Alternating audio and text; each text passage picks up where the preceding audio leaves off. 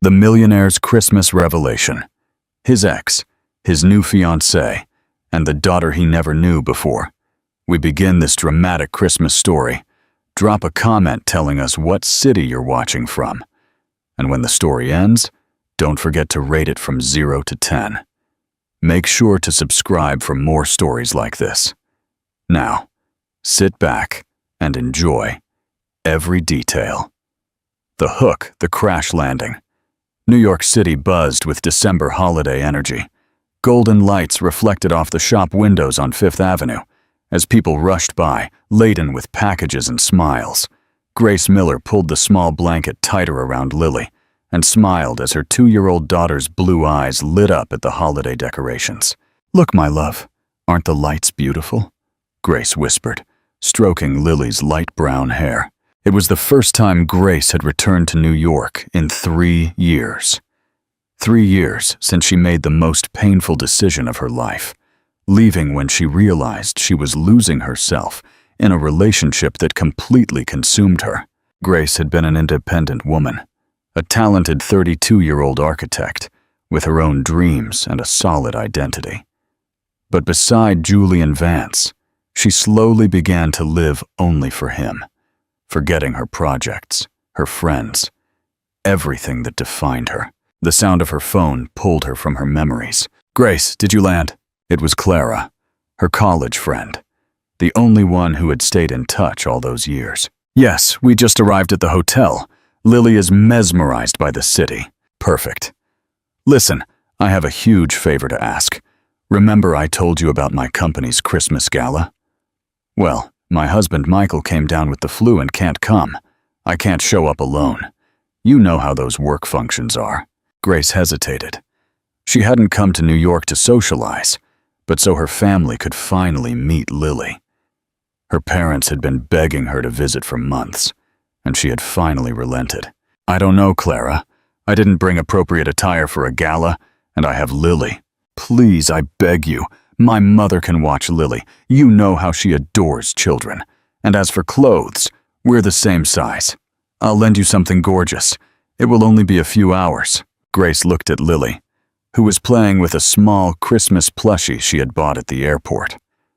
Her daughter was her whole world, the reason she found the strength to rebuild her life after Julian. She had tried to contact him when she discovered she was pregnant. For weeks she called, sent messages, emails. But Julian, hurt and furious by what he interpreted as betrayal, had blocked every trace of her, every number, every account. He had digitally vanished as if those 2 years of intense love had never existed. The pregnancy had been complicated. Anxiety attacks, hours of insomnia thinking about raising a daughter alone, soft medication prescribed by the doctor to control her nerves. But she had also discovered a strength within herself she didn't know she possessed. "Okay," she finally sighed, but only for a few hours. 2 hours later, Grace was looking at herself in Clara's bathroom mirror. The navy blue dress her friend lent her fit perfectly, highlighting her slender figure and warm skin. She had swept her dark hair into an elegant low bun, leaving some loose strands to frame her face. The years had changed her. She was no longer the insecure woman who got lost in the needs of others. Now she was a mother. She was strong. She knew who she was and what she wanted. "You look beautiful," Clara said, appearing behind her. "Julian is going to die when he sees you." Grace tensed. "Excuse me, I didn't tell you. Julian is going to be at the party. Well, his company is one of the main sponsors. You know how much it's grown in recent years. He's practically the king of medical technology in the US. The world stopped. Grace felt the blood freeze in her veins. Julian, there tonight. "Clara, I can't go. I can't see him. Not after." Clara took her hands. "It's been 3 years. He has a girlfriend. You have Lily. You're adults. Besides, it's a huge party. You might not even see each other." But Grace knew they would. After 3 years, after everything that had happened, after Lily, fate had a very particular way of playing with people's lives. And tonight, Unknowingly, three destinies were about to collide in the most unexpected way possible. The collision. Blue eyes. In the ballroom. The ballroom of the Plaza Hotel shimmered with breathtaking elegance. Crystal chandeliers cast golden reflections onto tables adorned with white and red floral centerpieces, while guests in their finest attire conversed over champagne and the soft murmur of a chamber orchestra playing modern carols. Julian Vance adjusted his black silk tie and surveyed the room from the bar with a glass of scotch in his hands. At 41, he had achieved everything he professionally dreamed of. His company, Vance MedTech, had revolutionized the medical diagnostics sector and was expanding across Europe. He was wealthy, successful, respected, and completely hollow inside. "Honey, why the long face?" Valerie Sterling's voice brought him back to the present. His girlfriend of 1 year approached with a perfectly rehearsed smile, wearing a red gown that cost more than many people's monthly salaries. Everything about Valerie was perfect. Her platinum blonde hair in a sophisticated chignon, her impeccable makeup, her discreet but expensive jewelry. She was exactly the woman someone in his position was expected to have. "I'm fine," Julian replied, although both knew he was lying. Valerie was smart, successful in her own career as a marketing director for a multinational, and knew exactly what role she should play as the magnate Julian Vance's girlfriend. But between them, there was no fire, no connection that transcends words. It was a comfortable, appropriate relationship that worked for Society magazine photographs. "The Millers want you to present your new telemedicine project to them," Valerie said, pointing toward an older couple watching them from across the room. "And remember to smile more. Cameras are everywhere." Julian nodded automatically. He was used to these performances, smiling at the right time, shaking the right hands, uttering the expected words. But lately, he felt like a tired actor, playing the same role every night. They started toward the Millers when the music changed to a waltz. Couples began dancing in the center of the floor, and Julian couldn't help but remember another time, other arms, another woman who had made him feel completely alive. Grace. 3 years had passed since she vanished from his life without explanation, leaving him heartbroken and feeling betrayed by the only person he had ever truly loved. The pain had been so intense that he had blocked every trace of her, all numbers, all social media accounts. He wanted nothing to do with her. He didn't want her to have the chance to destroy him a second time. But the sleepless nights still came, and in them, inevitably, appeared the memory of her dark eyes, her genuine laugh, the way she looked at him as if he were the most extraordinary man in the world. "Julian, are you listening to me?" Valerie subtly dug her nails into his arm. "Sorry, I was thinking about the project in Boston." It was a lie, of course, but Valerie settled for the explanation. She began greeting the Millers with that radiant smile she had perfected for these types of events. Julian participated in the conversation automatically, talking about market expansion and new technologies, while his mind wandered into dangerous territory. He wondered where Grace was, if she had rebuilt her life, if she ever thought about him. Suddenly, the murmur of the room slightly changed. There was a moment of silence, like when something unexpected captures collective attention. Julian automatically looked up toward the main entrance, and then the world stopped. Grace was there. It was her, but it wasn't her. The woman who had just entered the ballroom had the same dark beauty, the same dark eyes. But something was different. There was a confidence in her posture, a serenity in her gaze that he didn't remember. She wore an elegant navy blue dress that highlighted her slender figure, and her dark hair fell in soft waves over her shoulders. But what completely paralyzed him was the child she carried in her arms. A child with light brown hair and eyes, eyes Julian would recognize anywhere in the world, because he saw them every morning in the mirror. His own eyes. The whiskey glass slipped from his hands and shattered on the marble floor with a noise that cut the air like a knife. Viewer question. At this moment, if you were Julian, what would be the first thing that goes through your mind? Confusion, anger, or immediate acceptance? Comment below. The sound of the breaking glass echoed through the ballroom like a gunshot. Several people turned toward Julian, including Valerie, who immediately bent down to help collect the shards while murmuring apologies to nearby guests. But Julian saw none of it. His eyes were locked on Grace, who stood frozen by the entrance.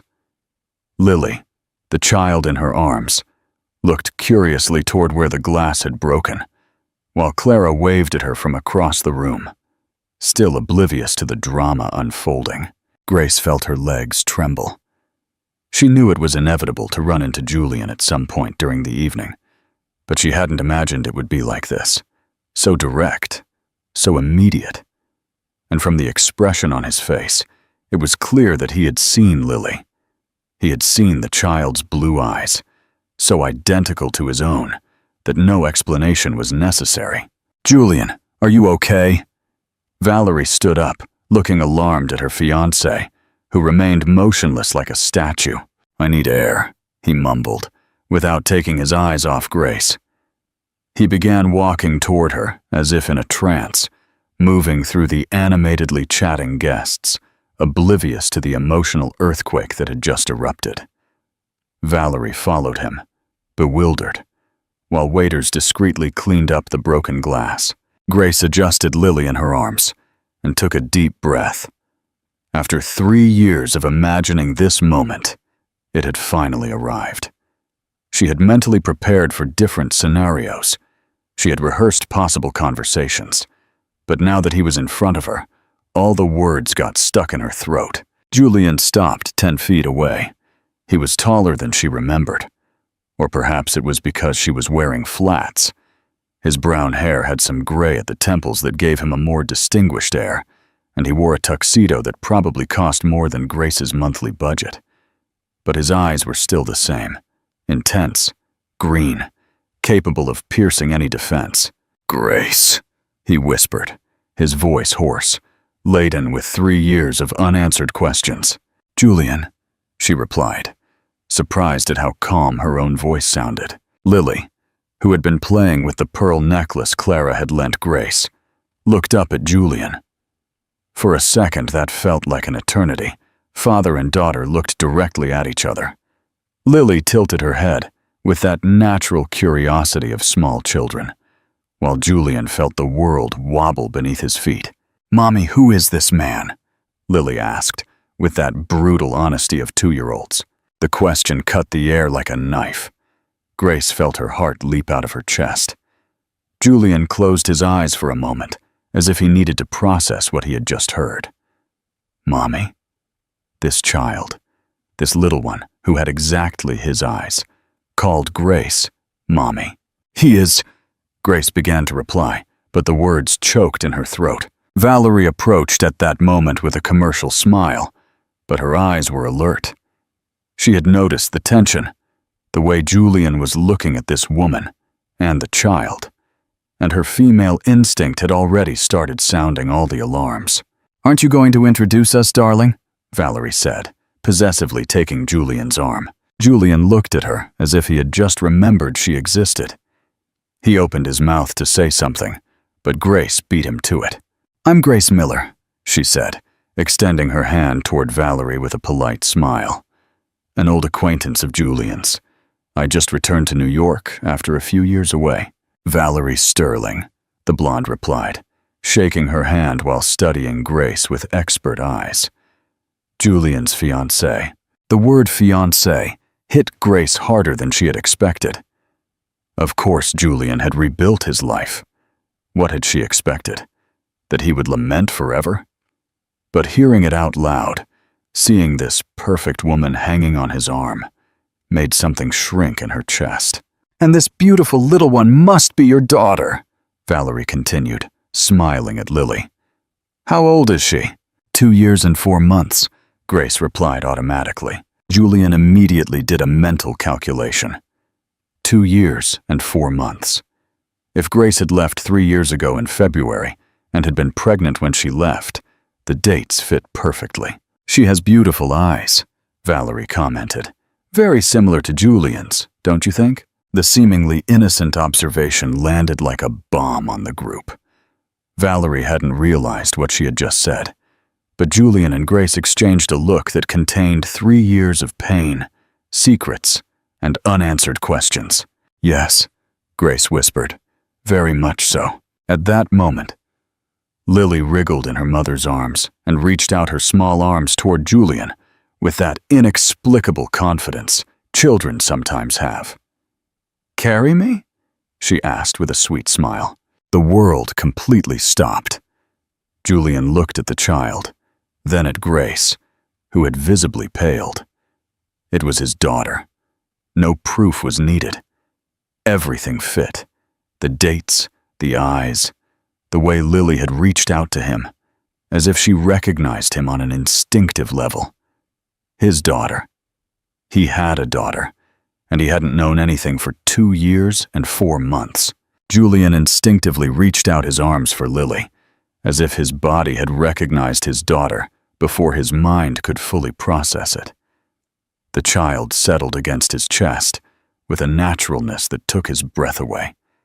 And when Lily rested her small head on his shoulder, Julian felt something fundamental break and rebuild within him at the same time. "How sweet!" Valerie exclaimed, completely oblivious to the emotional earthquake unfolding before her eyes. "She clearly likes you, Julian. You've always had a way with children." But Julian heard none of it. He was focused on the feeling of holding his daughter for the first time. Lily smelled of baby shampoo and that unique sweetness of small children. Her small hands clung to his shirt collar with total confidence, and Julian had to make a superhuman effort not to burst into tears right there in front of everyone. Grace watched the scene with a broken heart. For over 2 years, she had dreamed of this moment. She had imagined what it would be like to see Julian meet his daughter, but she never anticipated it would hurt so much. Seeing the expression on his face, the way he looked at Lily as if he had just discovered something sacred, painfully reminded her why she had fallen in love with him in the first place. "What's her name?" Julian asked in a hoarse voice, his eyes fixed on Lily. "Lily," Grace replied. "Lily Miller." Julian noted the child only carried her mother's last name, and that hurt more than he would have expected. Of course, she only carried her last name. He hadn't even known of her existence. "Lily," he repeated, and the child lifted her head to look directly at him. She smiled with that marvelous spontaneity of small children. And Julian felt himself fall deeply in love with this small person, who was half him, half the woman he had loved more than his own life. "I need to talk to you," he said to Grace in a low voice, with an intensity that immediately put Valerie on high alert. "Excuse me," Valerie intervened. "Talk about what, exactly?" Julian looked at her as if he had forgotten she was there. The reality of the situation began to filter through the emotional fog. He was at a public party, surrounded by partners, clients, and journalists, with his official fiancée by his side, holding a child who was obviously his daughter, but whose existence he had completely ignored. "Valerie, could you give us a moment?" Julian asked, trying to keep his voice steady. "A moment for what?" Valerie's voice went up an octave. "Julian, I don't understand what's happening here," Grace intervened, aware that the situation was becoming awkward for everyone. "Perhaps we should talk privately later," she suggested. "It's not the right place or time." "No," Julian said firmly. "Too much time has already passed. I need to understand what happened. Why didn't you tell me?" "Because I didn't know." He stopped, unable to finish the sentence in front of Valerie. But she was smart, very smart, and the puzzle pieces began to click into place in her mind with terrible clarity. "Wait," Valerie said slowly, looking alternately at Julian, Grace, and Lily. This child is—" Silence stretched between them like an abyss. Lily, completely oblivious to the adult's attention, had started playing with Julian's tie, giggling as the silk slid between her small fingers. "Daddy, look," Lily suddenly said, showing Julian how she had managed to make a small knot with the tie.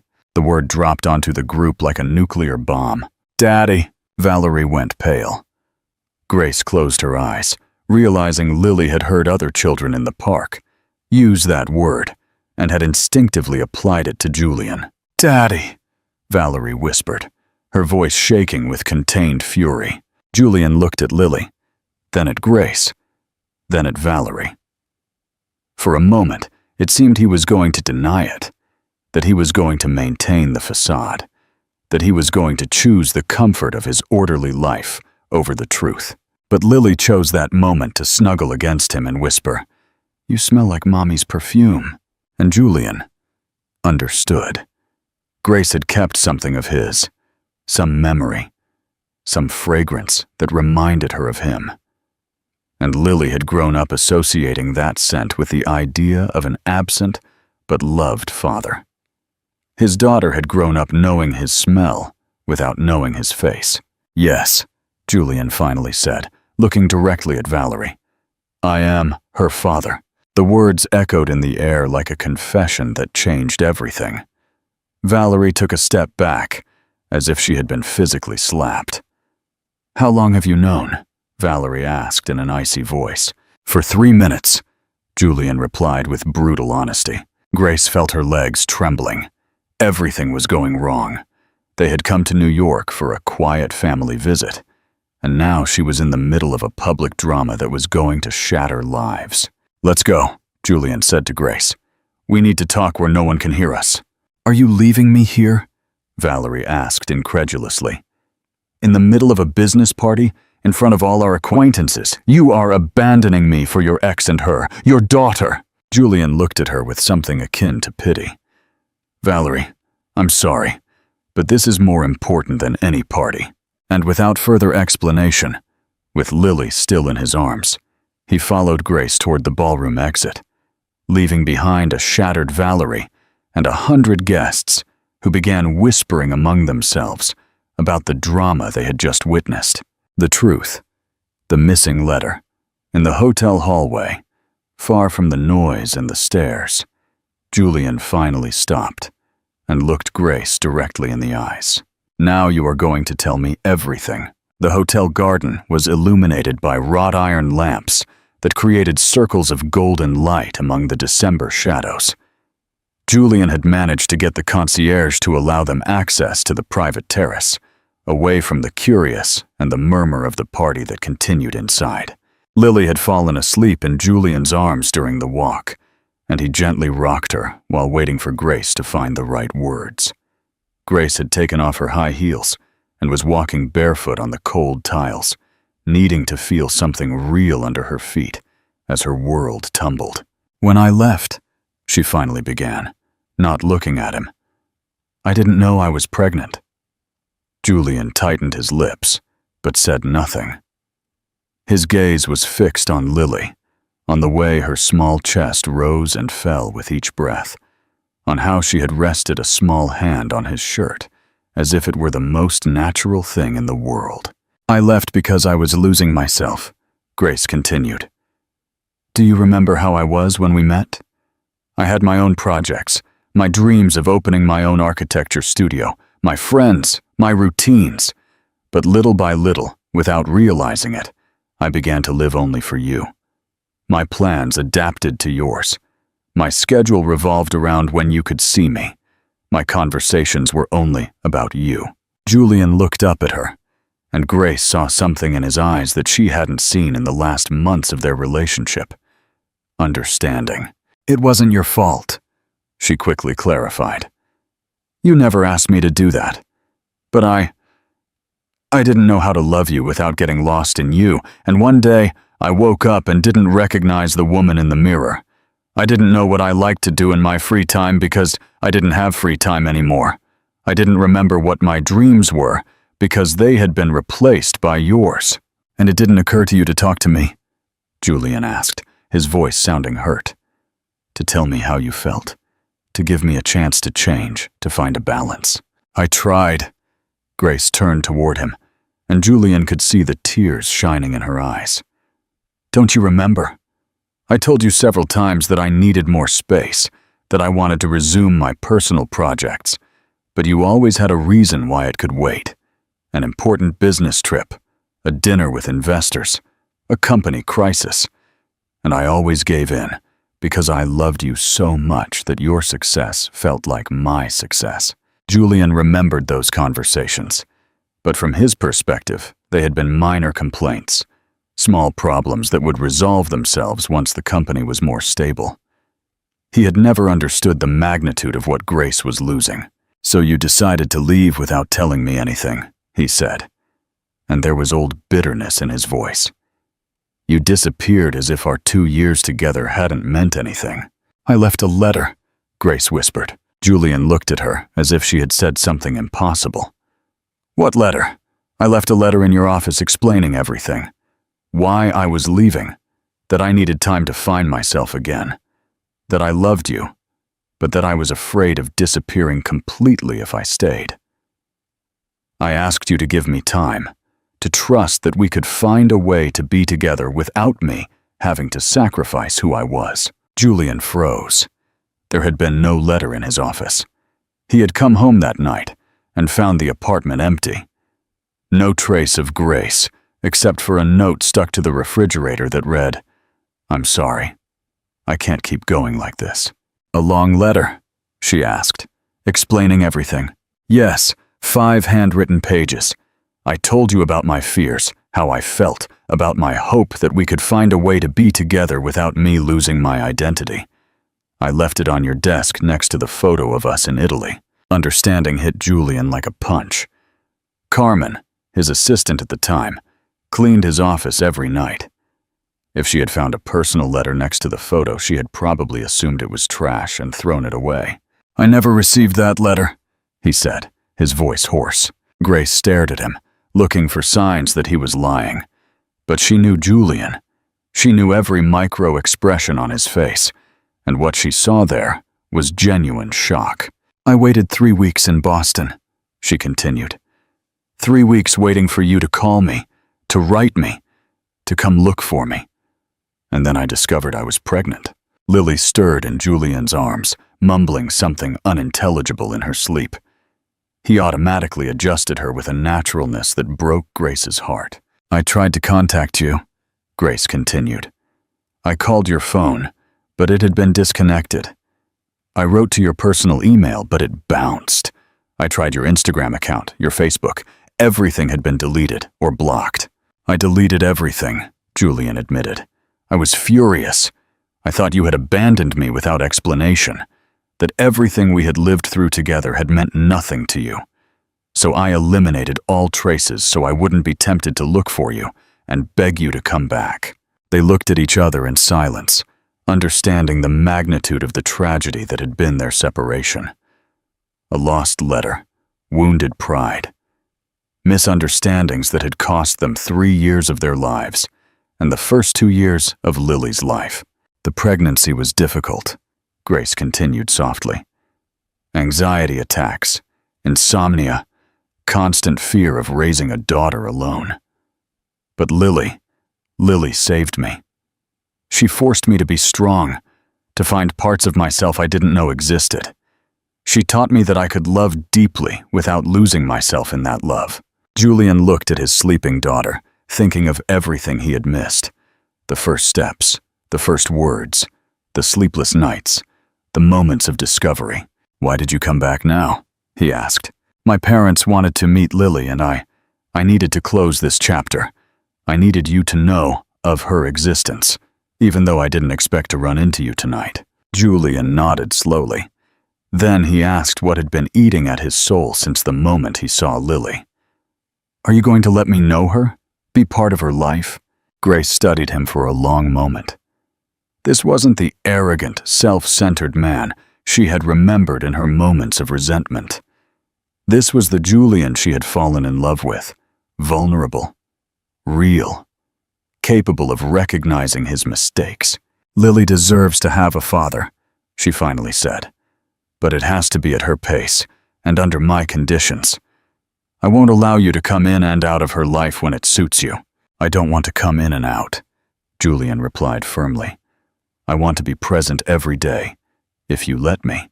Grace felt something shift in her chest, something she had carefully kept buried for 3 years. "We would have to talk about that," she said. "There are many things we have to resolve." CTA. Don't miss what happens next.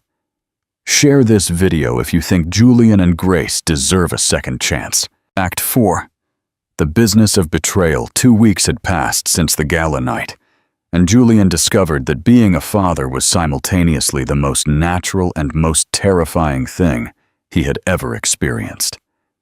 He had canceled 3 business trips, delegated important meetings, and completely rearranged his schedule to spend his afternoons in the small apartment Grace had rented in the West Village. Lily had accepted his presence with the marvelous ease of small children. For her, Julian was simply Daddy, that tall, elegant man who arrived every afternoon with a new toy and knew how to read stories with funny voices. At 2.5, she didn't understand the emotional complexities of the adults around her, and that innocence was both a blessing and a constant reminder of all the lost time. "Daddy, look!" Lily held up a tower of blocks she had built, wobbling dangerously. Julian quickly moved to stabilize it before it fell, and Lily's laugh filled the small living room like music. Grace watched from the kitchen as she prepared coffee, pretending not to notice how her heart clenched every time she saw Julian interact with their daughter. It was evident he was madly in love with Lily, and vice versa. But that also made everything more complicated. Julian's phone rang, interrupting the moment. It was Valerie's 5th call in 2 hours. "Aren't you going to answer?" Grace asked, noticing the tension that immediately appeared in Julian's shoulders. "It's Valerie. She keeps trying to talk to me, and you don't want to talk to her." Julian looked at Lily, who had started building another tower, completely focused on her task. "What's the point? I told her the truth that night. I have a daughter with the woman I never stopped loving. There's nothing more to explain." The words hung in the air between them. Grace felt her pulse quicken.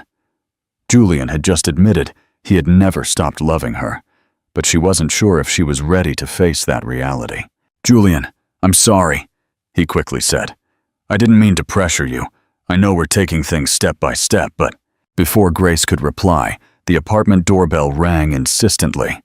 Lily looked up, alarmed by the aggressive sound. "Are you expecting someone?" Julian asked. Grace shook her head and walked to the intercom. The image on the small screen froze her.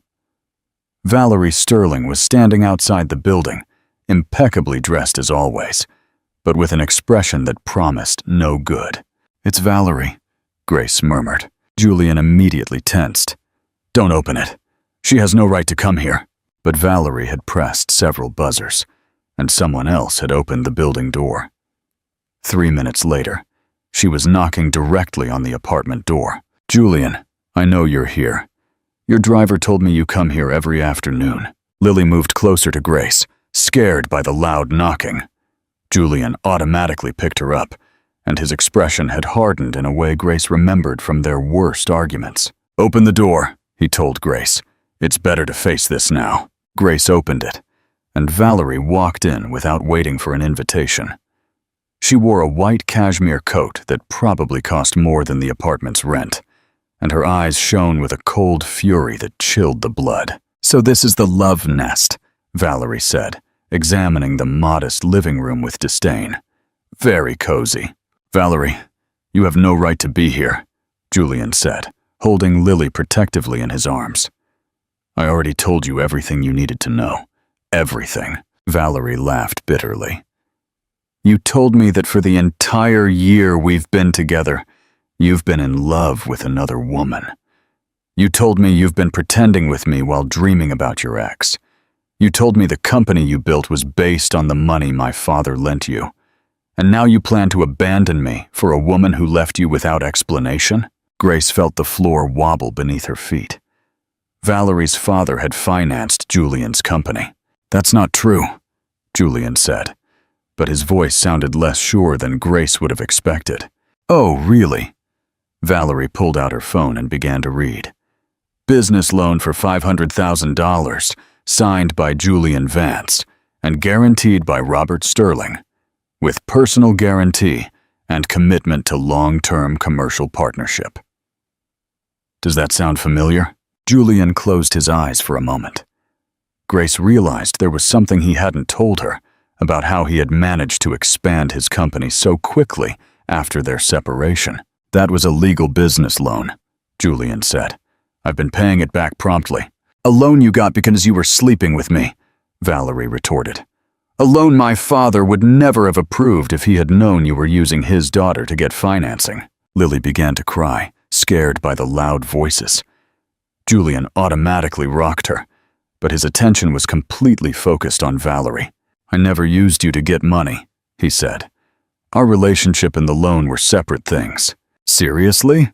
Valerie turned to Grace. "Has he told you that his miraculous business expansion is due to my family's money? That all that wealth he boasts about was built on a lie?" Grace felt something break inside her, not because of the money itself, but because of the realization that Julian had rebuilt his life very quickly after her departure, including starting a relationship that had given him access to the resources he needed to grow his company. "Grace," Julian approached her with Lily still in his arms. "It's not what it looks like." "Oh, isn't it?" Valerie intervened. "Isn't it true that you met my father at a business dinner 3 months after she left you? Isn't it true that you started dating me specifically to gain access to his financial contacts?" Julian didn't answer immediately, and that silence was more telling than any words. Grace realized she didn't really know the man Julian had become after their separation. The Julian she had loved had been ambitious, yes, but never calculating in his personal relationships. But 3 years could change a person a lot. "I think you should leave," Grace told Julian in a very calm voice. "And take Valerie with you." "Grace, please let me explain." "No, not now.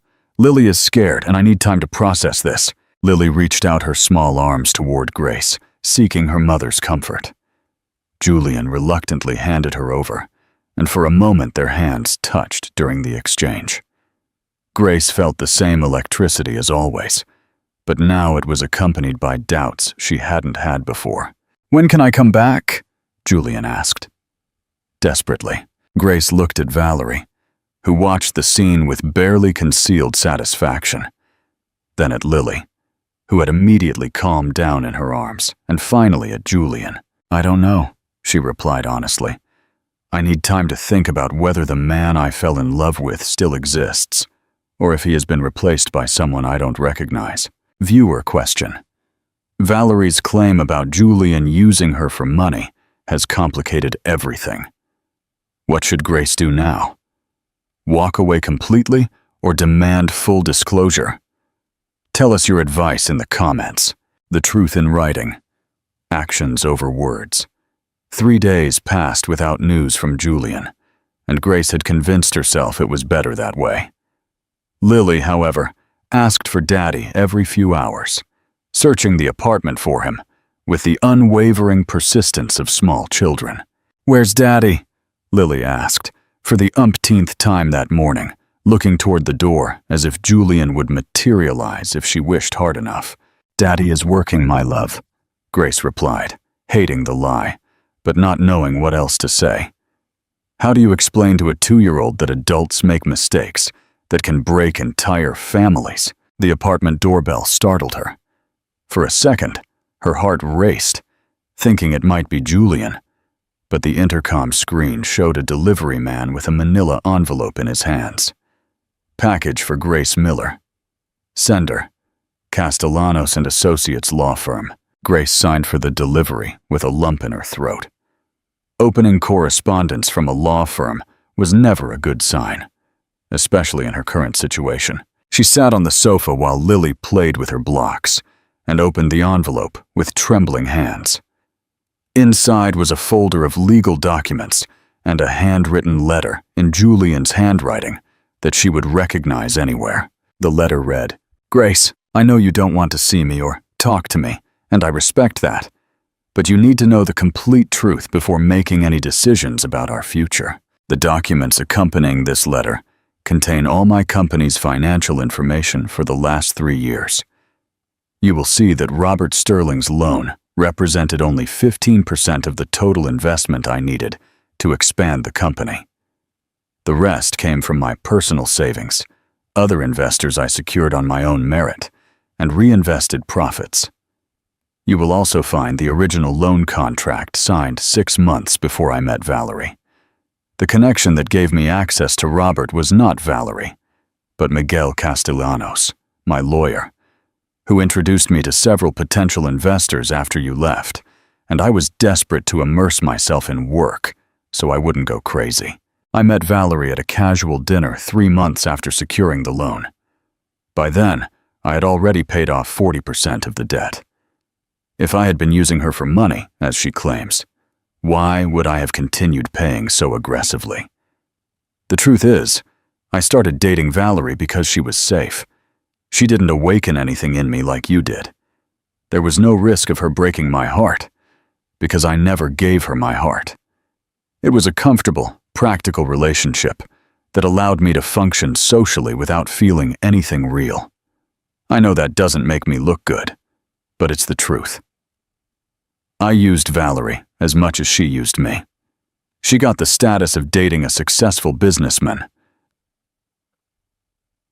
and I got a perfect companion for social events without emotional complications. The last document is something I hope you never have to use, but I want you to have it just in case. A legal transfer of half of all my company shares to Lily's name. I'm not doing it to impress you or to buy you. I'm doing it because it is her right. She is my daughter and deserves to inherit what I have built, regardless of what happens between us. I'm not asking you to forgive me immediately. I'm only asking you to give me the opportunity to prove day after day that the man you fell in love with is still here, buried under 3 years of pain, but still alive. Lily needs me, and I need her.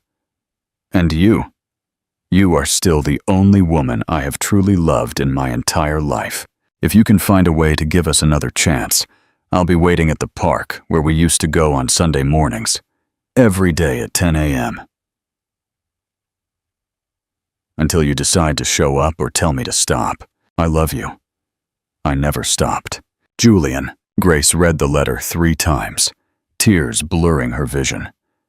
Then she examined the legal documents. Everything Julian had written was true. The numbers didn't lie. Robert Sterling's loan had been important, but not decisive. Julian had built his company mainly with his own effort and resources. Even more shocking was the share transfer document. Julian had put half his business fortune in Lily's name. No conditions, no strings attached. It was a gesture that could cost him control of his own company if they ever had a legal dispute. "Mommy, why are you crying?" Lily had approached and was touching her cheek with her small hands. "I'm not crying from sadness, my love. Sometimes adults cry when something makes us very happy or very confused. Is Daddy making you cry?" Grace picked her up, inhaling that sweet baby shampoo smell that always calmed her. "Daddy is trying to fix something that broke a long time ago, like when I broke my favorite mug and you glued it back together." The simplicity of the analogy made her smile through the tears. "Yes, like that. But sometimes adult things are harder to glue than mugs." That night, after putting Lily to bed, Grace stayed awake reading and rereading the letter. She also called Miguel Castellanos, Julian's lawyer, who confirmed all the details Julian had mentioned. The loan had been managed months before Julian met Valerie, and had been only one part of a much broader financial plan. The next morning, she dressed carefully and took Lily to Central Park. It was Saturday, but she knew Julian would be there. He had said so in his letter. Every day at 10 a.m. until she decided to show up. She saw him from afar, sitting on the same bench where they had shared so many happy Sundays, years ago. He wore jeans and a gray wool sweater, none of the elegant businessmen he projected in public. He looked older, more tired, and there was something vulnerable in the way he looked around, waiting for her. Lily saw him before he saw them. "Daddy!" she shouted, breaking free from Grace's hand and running toward him with that pure joy only children can feel. Julian caught her in his arms and swung her in the air, and for a moment Grace saw a happiness on his face so intense it took her breath away. When Julian looked at her over Lily's head, his eyes held a silent question. Grace walked over slowly and sat on the bench beside him. "I received your letter," she said simply, "and I think we all deserve a second chance, even people who make stupid mistakes out of pride and pain." Julian closed his eyes, as if he had just received the most precious gift in the world. "Does that mean we can try again?" Grace looked at Lily, who was showing Julian a drawing she had made in preschool, featuring 3 figures, a mom, a dad, and a little girl. "It means we can start over," she said, slowly, as a real family. Final act, choosing humanity over hierarchy. A month after the reunion in the park, Grace woke up to the smell of fresh coffee and the sound of laughter coming from the kitchen. She had moved into a larger apartment in Chelsea with Julian, but they slept in separate rooms. It was a rule they had established, building trust step by step, without rushing, always putting Lily's needs first. Arriving in the kitchen, she found Julian sitting on the floor next to Lily, both covered in flour, attempting to make breakfast pancakes.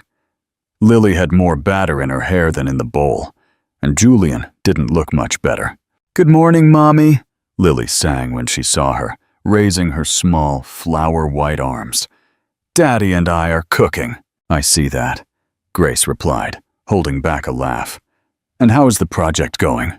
"We've discovered that cooking with a 2-year-old is more complex than it appears in movies," Julian admitted, with a smile that lit up his whole face. This was a completely different Julian than the impeccable businessman she had known 3 years ago. This Julian wore an old t-shirt stained with batter, had messy hair, and seemed in no hurry to be anywhere other than that messy kitchen with his daughter. "Let me finish the pancakes," Grace said, taking the frying pan. "You two desperately need a shower." Julian picked up Lily and headed toward the bathroom, but he stopped in the kitchen doorway.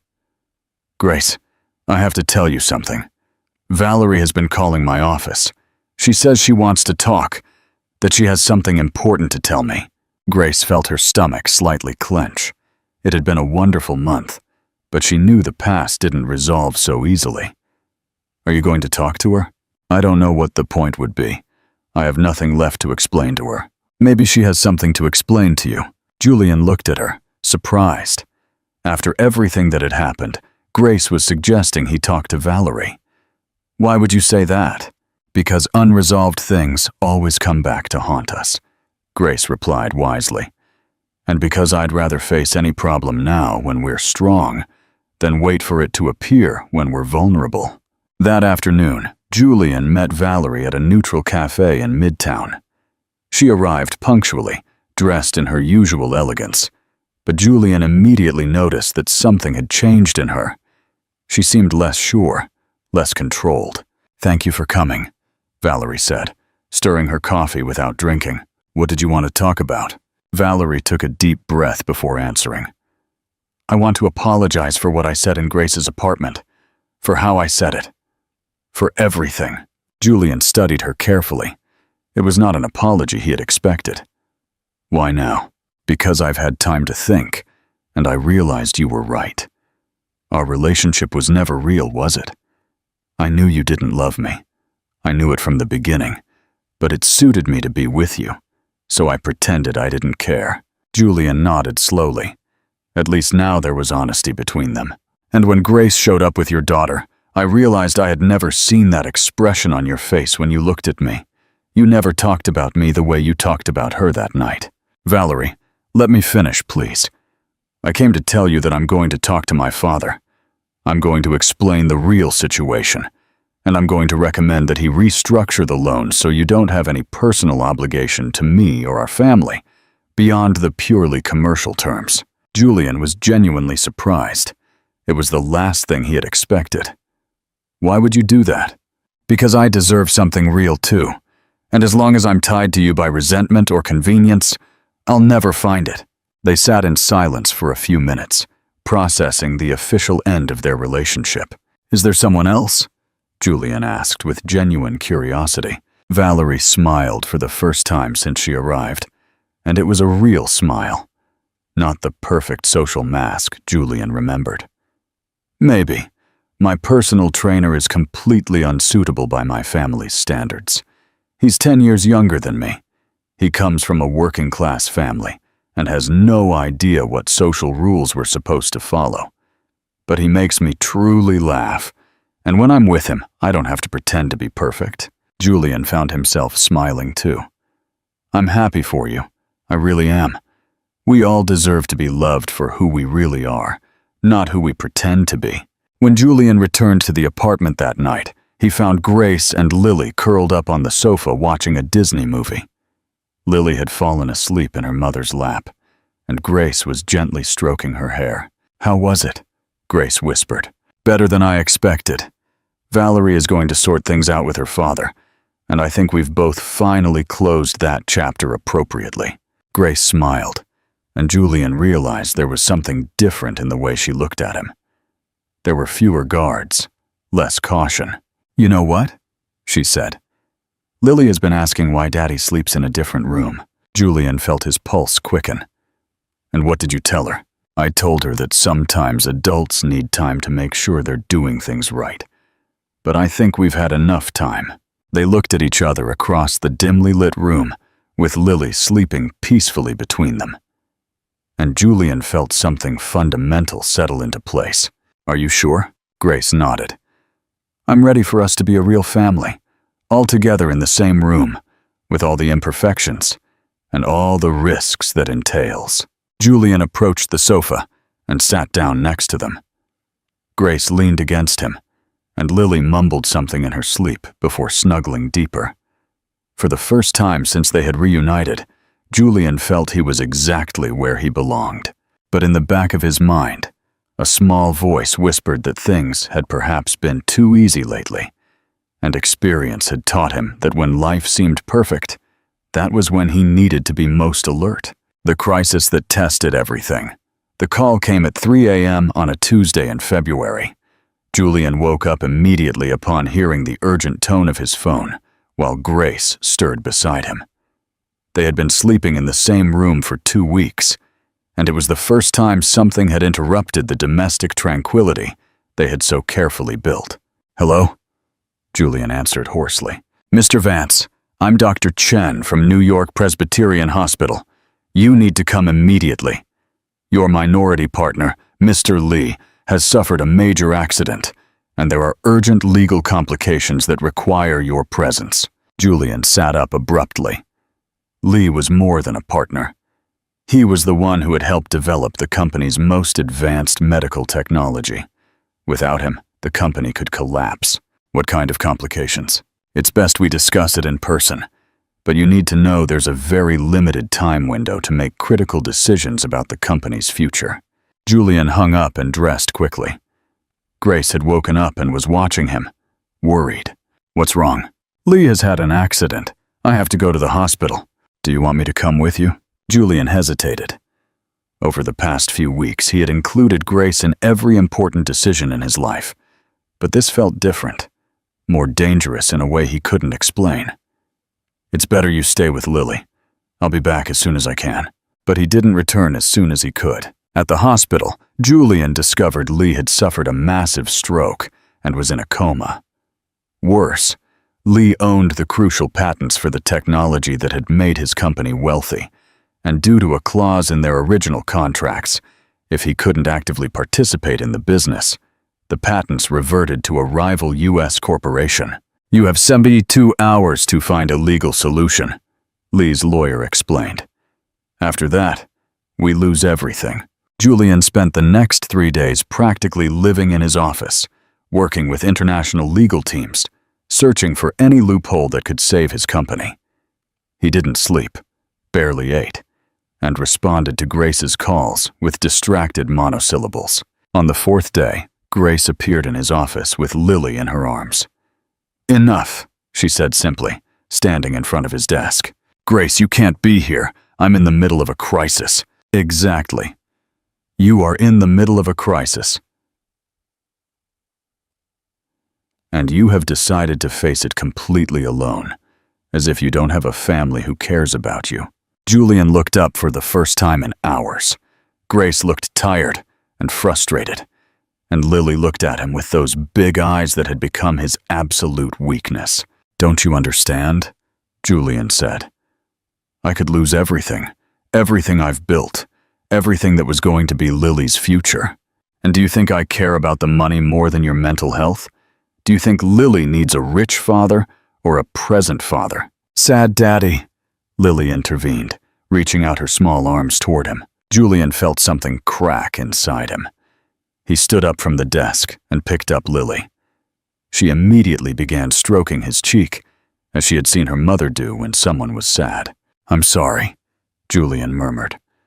"It's just that I'm so afraid of failing you again, of failing Lily." "You already failed us," Grace said gently. "These last 4 days, you have completely excluded us. Lily has been asking why Daddy doesn't come for dinner, why he doesn't read her bedtime stories." Julian realized he was repeating the exact same patterns that had destroyed their relationship the first time. Prioritizing work over family, making unilateral decisions, assuming that protecting his loved ones meant excluding them. "What can I do?" he asked. "I don't know how to fix this without losing everything we've built." Grace sat on the office sofa and motioned for him to sit next to her. "Tell me exactly what's happening. Everything. No summarizing. No filtering. As if we were partners in this." "Because we are." Julian explained the whole situation. The patents, the contracts, Lee's coma, the time window that was quickly closing. Grace listened without interrupting. "Does Lee have family?" she finally asked. "He has a daughter in New York, May, but she's an artist. She has nothing to do with medical technology, and she's angry at her father for moving to Spain. Have you talked to her?" "My lawyer sent the legal documentation, but she hasn't responded." Grace looked at him as if it were obvious. "Julian, when did you become so corporate that you forgot to talk to people as people?" "What do you mean?" "I mean that maybe that woman isn't responding to lawyers because she's scared and sad, because her father is in a coma, not because she doesn't want to help. Have you thought about calling her directly? Talking to her, father to father, about what this means?" Julian was frozen. In 4 days of legal crisis, it hadn't occurred to him once to make a simple human call. "Besides," Grace continued, "will you really lose everything? Or will you lose this specific company and have to start something new? Julian, I've invested years in this, and we've invested years in finding each other again. Which is worth more?"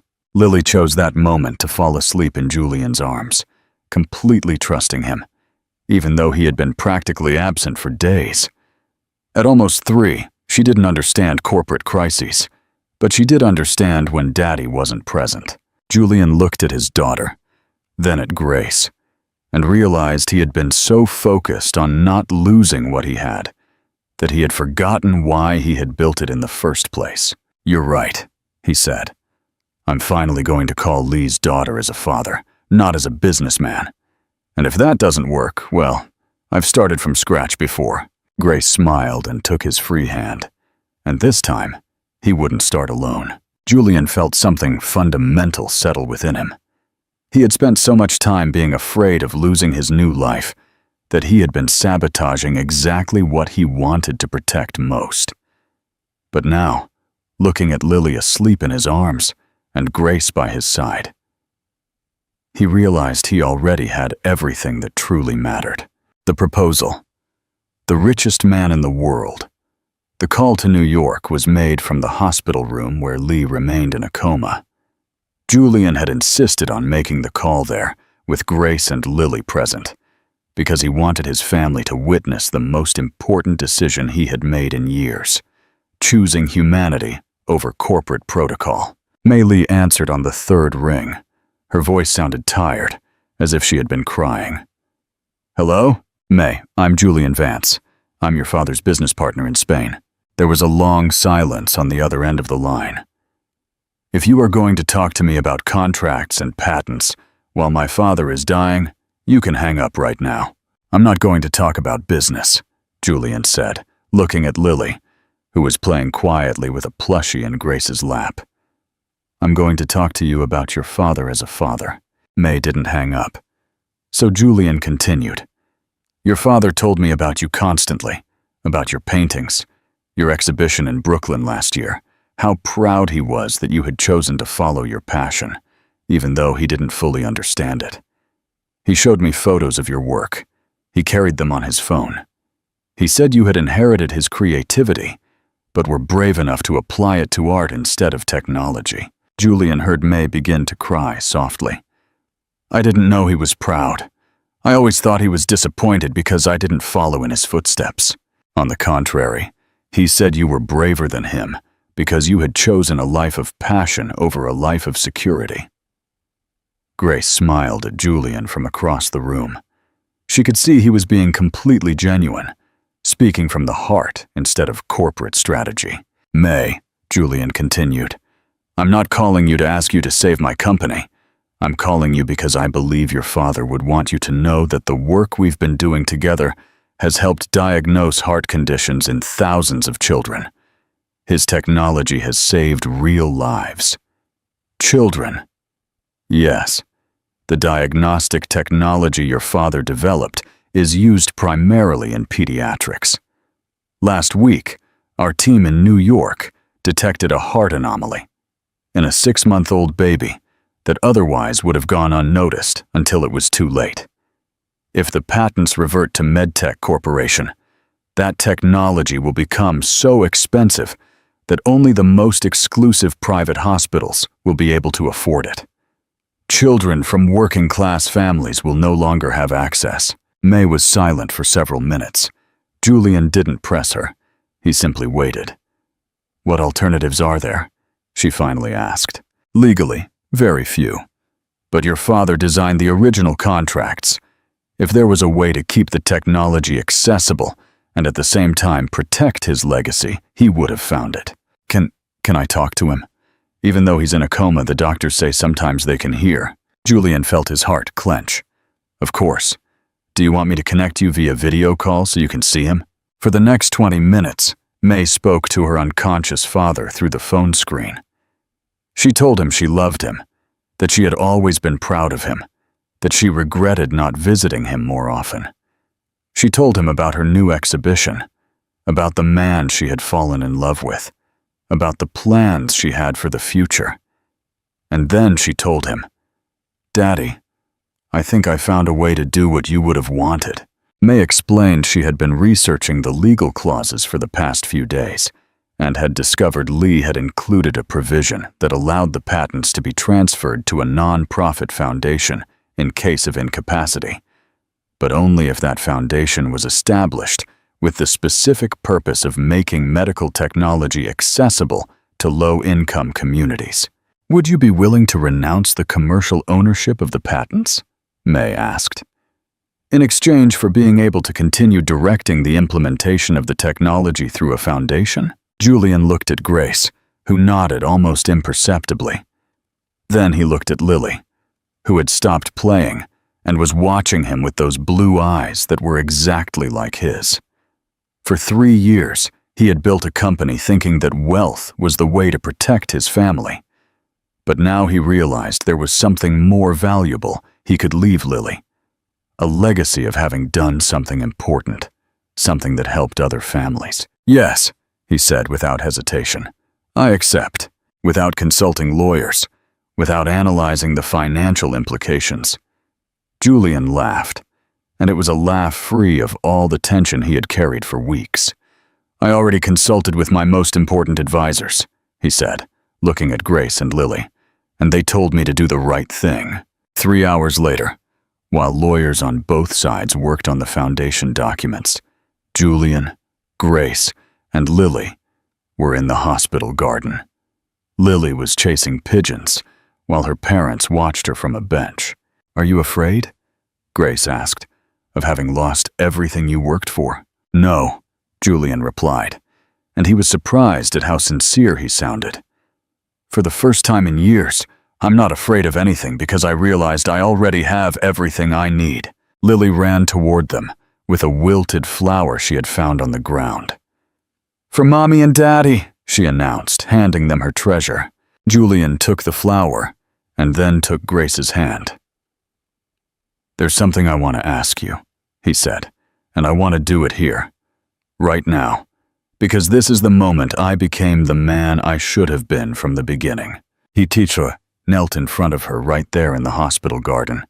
No ring, no planning. Nothing but the absolute certainty of what he wanted. "Grace Miller, will you marry me?"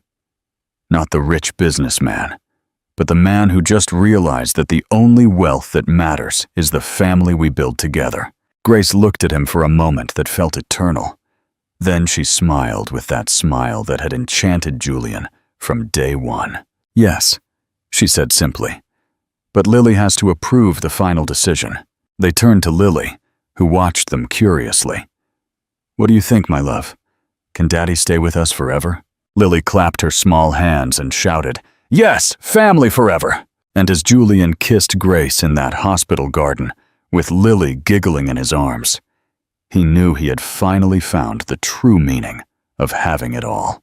The ending, a richer life. 2 years later, the December morning arrived with that particular golden light of New York that turned even the coldest days into promises of warmth. Grace woke up to the familiar sound of laughter coming from the garden of their new home in the suburbs, a sound that had become the soundtrack to their daily life. She peeked out the bedroom window and smiled at the sight of Julian chasing Lily, now 4.5, across the frost-covered lawn. Lily wore a pink coat too big for her and screamed with delight as her father pretended he couldn't catch her. In a corner of the garden, little David, 6 months old, watched from his stroller, waving his chubby hands every time he heard his older sister laugh. The Lee Vance Foundation had exceeded all expectations. In 2 years, they had established free medical diagnostic centers in 12 U.S. cities and had begun expanding into Canada and Mexico. The technology that had saved thousands of children's lives had become something much bigger than Julian had dreamed of when he was just a profit-obsessed businessman. Mei Lee had come to the U.S. 6 months ago for the inauguration of the New York Center and had brought with her the first paintings she had created, inspired by her father's medical technology. Her works showed children's hearts in vibrant colors, beating with life and hope. Julian had bought all the paintings in the series, not as an investment, but because they reminded him daily why he had made the right decision. Mr. Lee, the father, had woken from the coma 3 months after that day in the hospital with some cognitive limitations, but fully aware of the legacy he had helped create. He now lived in a specialized residence near the city, where Lily and David visited him every Sunday. Lily called him Grandpa Lee, and he taught her basic Mandarin words in exchange for her telling him made-up stories. "Mommy, come.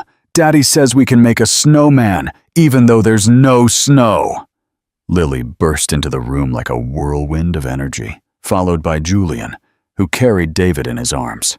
"And how exactly do you plan to make a snowman without snow?" Grace asked, accepting Julian's good morning kiss and stroking David's soft cheek. "With giant cotton balls," Lily announced. "Daddy says imagination is better than reality." Grace exchanged an amused glance with Julian. This was the man she had fallen in love with, making everything possible for his family, even when the possible defied logic. "Okay, but breakfast first," Grace said. "And David needs his bottle." As she prepared breakfast, Grace reflected on how her life had changed in these 2 years. She had married Julian in an intimate ceremony in her parents' backyard, with Lily as the flower girl and Maître Lee as a witness from his wheelchair. It hadn't been the fairy tale wedding she had imagined at 20, but it had been perfect in its imperfection. She had resumed her career as an architect, specializing in designing spaces for children's medical centers. Her work was no longer just a profession, it was part of the family mission. Julian had insisted she follow her own dreams, and now they had a true partnership in every sense: professional, personal, and parental. David started crying softly, demanding attention. Julian automatically calmed him, rocking the baby while helping Lily reach the cereals on the high shelf. Seeing Julian as a father had been one of Grace's greatest joys. He was patient, present, and had learned to balance work and family in a way the old Julian could never have imagined. "Do you know what day it is?" Julian asked, while Lily gulped down her cereal. "Saturday!" Lily yelled. "Yes, but it's also the anniversary of the day Mommy and I met again at that Christmas party." Lily wrinkled her nose in concentration. "Before I had a little brother, long before, when you were very small, and Mommy and Daddy were learning to be a family." Grace felt a pang of emotion remembering that night that had changed everything. She sometimes wondered what would have happened if she hadn't gone to that party, if Clara hadn't convinced her, if Julian hadn't been there that specific night. "Are you going to separate again?" Lily suddenly asked, with that ability children have to ask the most direct questions at the most unexpected moments. Julian and Grace looked at each other, surprised. "Why do you ask that, my love?" Grace asked, kneeling beside Lily's chair. "Because Sophie's mommy says daddies sometimes leave and don't come back, and I don't want Daddy to leave again." Grace felt her heart break. Lily had grown up the first years of her life without a father, and even though she had been too young to consciously remember that time, some part of her held the fear of abandonment. Julian knelt on the other side of Lily, still holding David. "Lily, look at me," he said in a soft, firm voice. "Do you see your little brother David?" Lily nodded. "David needs me to teach him how to play soccer like I taught you, and you need me to be here for all your birthdays, to take you to school when you're older, to meet your friends, and to walk you down the aisle someday when you're very grown up and you find someone who loves you as much as I love your mommy." "Seriously? You're never going to leave?" "Seriously. I'm never going to leave, because I learned that the most important thing in life is not what you have, but who you share it with. And I want to share all my life with you, with David, and with Mommy." Lily seemed to process this information for a moment. Then she smiled with that radiant smile she had inherited from Grace. "Okay, but then you have to promise me you're always going to make impossible snowmen with me." "I promise I will always do impossible things with you," Julian said, kissing her forehead. That afternoon, after they had indeed built a snowman made of cotton balls in the garden, after David had fallen asleep in Grace's arms, and Lily had succumbed to a nap on the sofa, Julian and Grace found themselves alone on the terrace, watching the New York sunset. "Do you ever regret it?" Grace asked. "Leaving the company, choosing this over the wealth?" Julian looked at her as if she had asked the most absurd question in the world. "Regret it, Grace. 2 years ago, I had money, but I didn't have a life. Now I have a life so rich that sometimes I'm afraid of waking up and discovering it was all a dream." "It wasn't a dream." "No," Julian smiled, taking her hand. "It was better than a dream. It was a second chance I didn't deserve, but that I decided to honor every day." They stayed silent, watching as the sky was tinged with oranges and pinks, while New York prepared for the night. "You know what I think?" Grace finally said. "What?" "I think sometimes life separates us from the people we love to teach us who we really are when we are alone. And if we're lucky, when we reunite, we are strong enough to build something better than what we had before." Julian nodded, squeezing her hand. "And if we are very lucky, our children never have to experience that separation, because we already learned the lesson. As the first stars began to appear in the New York sky, Julian and Grace knew they had found something worth more than any fortune. A family built on true love, second chances, and the wisdom of knowing that what truly matters cannot be measured in bank accounts, but in shared laughter, calmed fears, and the daily promise to choose each other. 2 years after that Christmas night that changed everything, they had learned that true love is not perfect, but it is persistent, and that sometimes the best families are those that have to fight to be together, because only then do they truly know the value of what they have. CTA. Would you have made the same decisions as Julian and Grace? If you had been in their situation, do you believe true love can survive years of separation and misunderstanding? Your participation means a lot to the channel. Please share your thoughts in the comments. Thanks for watching. If you liked the story, subscribe to our channel and leave a comment telling us what you thought. Your comments and support mean a lot to us. Stay tuned for more exciting stories.